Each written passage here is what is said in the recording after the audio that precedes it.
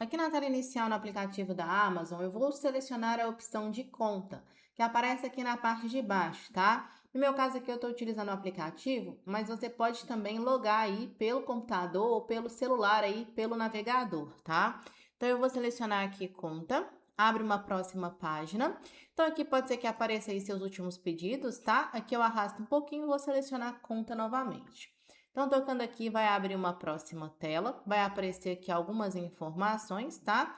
Eu vou ir passando aqui, ó, até visualizar aqui a opção encerrar a sua conta, que fica lá na parte de baixo, tá? Então, eu vou passando aqui, ó, e aparece aqui, ó, encerrar a sua conta. Eu vou selecionar, vai abrir para mim aqui uma próxima tela com algumas informações. Então, aqui vai dar um tanto de informação, tá? É interessante que você lê, tá? Por mais que seja muita coisa, é interessante você saber o que acontece quando a sua conta é encerrada. Então, aqui vai mostrar direitinho, tá? Tá falando aqui que depois que eu prosseguir com a solicitação, eu não posso mais acessar produtos e serviços associados à conta encerrada, tá? Então, aqui vai mostrar direitinho, ó. É só você ir passando até o final, tá?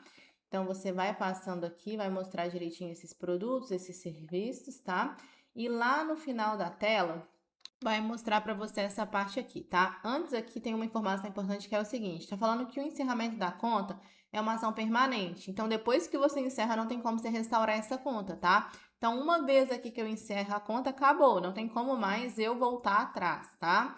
Aqui, basicamente, você tem que escolher um motivo, né? Mas é opcional, então não é obrigatório, tá? Então, aqui, se você quiser colocar um motivo pelo qual você está fechando a sua conta, você pode marcar.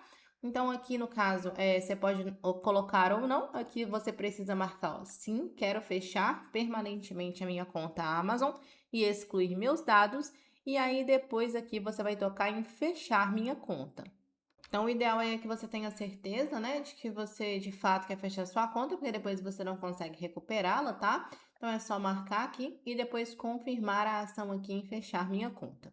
Se esse vídeo te ajudou, deixa seu like e se inscreve no canal. Te vejo no próximo vídeo.